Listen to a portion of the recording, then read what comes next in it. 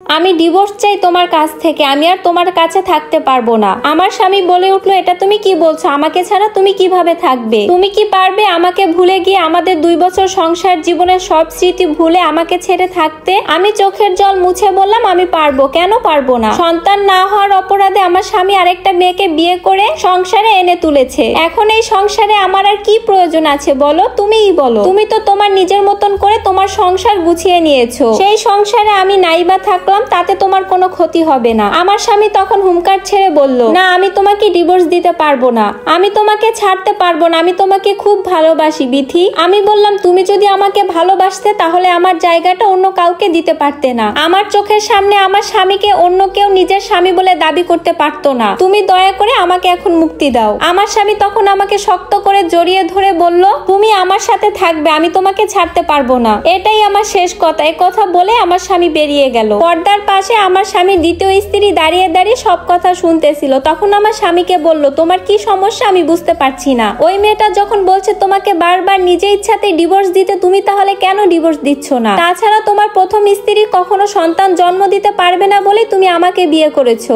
আর আজকে দেখো আমি 3 মাসের অন্তঃসত্ত্বা, কিছুদিন পরে আমাদের সন্তান হবে, তাহলে আমাদের সংসারে ওর আর কি প্রয়োজন আছে? তুমি দ্রুত ওকে ডিভোর্স দিয়ে দাও। তখন আমার স্বামী ওর দ্বিতীয় স্ত্রীকে একটা থাপ্পড় মেরে বলল, তোমার কাছ থেকে আমি কোনো পরামর্শ চাইনি, তুমি আমাদের মাঝখানে কোনো কথা বলবে না, তুমি আমাদের মাঝখানে আসবে না। তখন পেছন থেকে আমি হাসতে হাসতে এসে বললাম, তুমি নিজেই ওকে আমাদের মাঝখানে নিয়ে এসেছো রাজীব, আর এখন তুমি বলছো ও যেন আমাদের মাঝখানে না আসে। আমার জন্য ওর গায়ে তুমি হাত তুলবে না, ও ঠিকই বলেছে, আমার আর কোনো প্রয়োজন নেই সংসারে, তুমি আমাকে ডিভোর্স দিয়ে দাও। আমার স্বামীর দ্বিতীয় স্ত্রী রেগে গিয়ে বলল, ন্যাকামি করছো কেন? রাজীব আমার গায়ে হাত তুলেছে, তুমি তো তাতে খুশি। এ কথা কি আর বুঝতে আমার বাকি আছে? আসলে সব কথা তোমার মুখে মুখে, তুমি মনে মনে চাও না রাজীব তোমাকে ডিভোর্স দিক। আমি বললাম, তুমি আমার কথা বিশ্বাস করছো না? ঠিক আছে, খুব তাড়াতাড়ি দেখবে আমি রাজীবের কাছ থেকে আমি নিজেই ডিভোর্স নিয়েছি।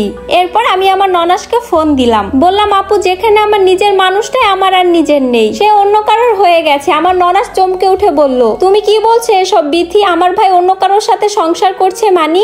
আজ 4 মাস হলো তোমার ভাই অন্য একটা মেয়েকে বিয়ে করে আমার সংসারে তুলেছে। আমার ননাস রেগে গিয়ে বলল, ভাই কোথায় এখন? তুমি কেন আমাকে সবকিছু আগে জানাওনি? আমি বললাম, আপু, আমি ভেবেছিলাম মানুষটা হয়তো আমাকে অনেক ভালোবাসে, তাই একথা ভেবে আর আমি তোমাকে কিচ্ছু জানাইনি। আমার জন্য মানুষটা সব হয়তো আগের মতোই করে নিবে, কিন্তু না, তার হলো না। একথা শুনে আমার ননাস বলল, ঠিক আছে, আমি বিকালেই আসতেছি। বিকেল হতে আমার ননাস আমাদের বাড়িতে চলে আসলো। এমন সময় আমার স্বামীর দ্বিতীয় স্ত্রী বলল, বিথি বাধ্য করেছে আমাকে বিয়ে করতে। আমার ননাস রেগে গিয়ে বলল, এই মেয়ে, তোমাকেই মনে মনে খুঁজছিলাম, তুমি জানতে না রাজীবের একটা সংসার আছে? তুমি কিভাবে পারলে ওকে বিয়ে করতে? কারণ আপনার ভাই আমাকে কথা দিয়ে বিয়ে করেছে যে আমাকে বিয়ে করে তার প্রথম স্ত্রীকে সে ডিভোর্স দিবে। এমন সময় আমার স্বামী আসলে তখন আমার ননাস আমার স্বামীর গায়ে একটা থাপ্পড় দিয়ে বলল, তুই আমার ভাই, এটা ভাবতে আমার লজ্জা লাগছে। এখন যেহেতু তুই একটা সন্তানের জন্য এই মেয়েকে ঘরে তুলেছিস, তুই বিথিকে ডিভোর্স দিবে। আমার স্বামী বলে উঠলো, আপু, আমি বিথিকে ভালোবাসি, ওকে আমি ডিভোর্স দিতে পারবো না। আমার ননাস আমার স্বামীর গায়ে আরেকটা থাপ্পড় দিয়ে আমাকে বলল, বিথি, তুমি তাড়াতাড়ি কাপড় চোপড় গুছিয়ে নাও, এক্ষুনি আমরা বের হব,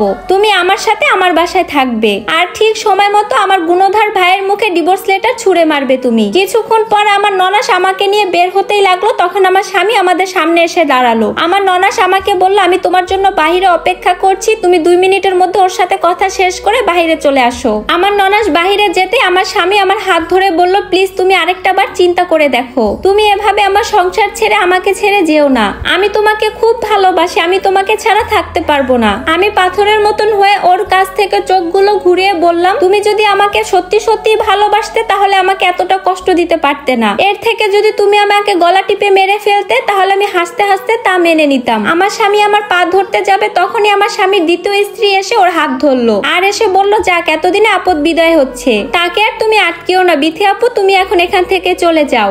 কথা শুনে আমি কান্না করতে করতে আমার স্বামীর সংসার ছেড়ে আমি চলে আসলাম। 1 সপ্তাহ পরে আমি আর আমার স্বামী উকিলের চেম্বারে বসে আছি। উকিল ম্যাডাম বললেন, আপনারা ডিভোর্সের ব্যাপারে নিশ্চিত তো? একবার ভেবে দেখুন, একবার এই কাগজে সাইন করলেই কিন্তু পিছনে আর ফিরতে পারবেন না। আমার স্বামী আমার দিকে তাকিয়ে আছে আর একটা ইশারায় বুঝাতে চাচ্ছে যে ডিভোর্স তাকে আমি যেন না দেই, কিন্তু আমি বলে উঠলাম যে হ্যাঁ, আমি ডিভোর্স দিতে চাই। আমি উকিল ম্যাডামকে বললাম, দিন কাগজটা আমি সাইন করে দিচ্ছি। উকিল ম্যাডাম কাগজটা আমার হাতে দিতে আমি সাইন করে বেরিয়ে আসলাম। এরপর এভাবেই কেটে গেছে 6 মাস। আমি এখন একটা ফ্যাক্টরিতে কাজ করি। হঠাৎ একদিন আমার কাছে ফোন আসে আমার ননাসের। আমাকে আমার ননাস যে কথাটা বলছে সেই কথাটা শোনার জন্য আমি মোটেও প্রস্তুত ছিলাম না। বলতেছে, তুমি কোনো খবর পেয়েছো বিথি? আমি বললাম, কি খবর আপু? তখন আমার ননাস বলল, ও রাজীব তোমার সাথে কোনো যোগাযোগ করেনি? আমি থেমে বললাম, ফোন দিয়েছে, কিন্তু কখনো আমি ফোন রিসিভ করে ওর সাথে কথা বলিনি। আপু বলল, ওদের সন্তান হয়েছে। আমি খুশি হয়ে বললাম, আলহামদুলিল্লাহ। কিন্তু আপু বলল, মা আর সন্তান কেউ বেঁচে নেই। আমি অবাক হয়ে বললাম, কিন্তু আমি তো এমন কিছুই চাইনি আপু। আমি তো মন থেকে ওদেরকে কখনোই অভিশাপ দেইনি। আপু বলল, তুমি মন থেকে চাওনি সেটা আমি জানি, কিন্তু রুহের একটা হাই আছে।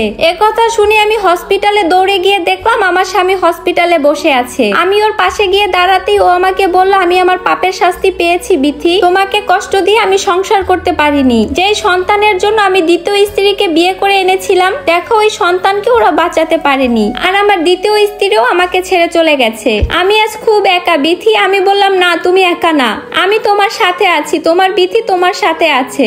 আমরা আবার আগের মতন আমাদের সংসারটা গুছিয়ে নেব, শুধু তুমি আর আমি, ঠিক আছে? আমি আর আমার স্বামী নিজেদের মধ্যে যত রাগ অভিমান ছিল সব ভাঙিয়ে নতুন করে আবার সংসার শুরু করলাম। আর এই সম্পূর্ণ স্টোরিটা একটা আপুর লাইফ থেকে নেওয়া।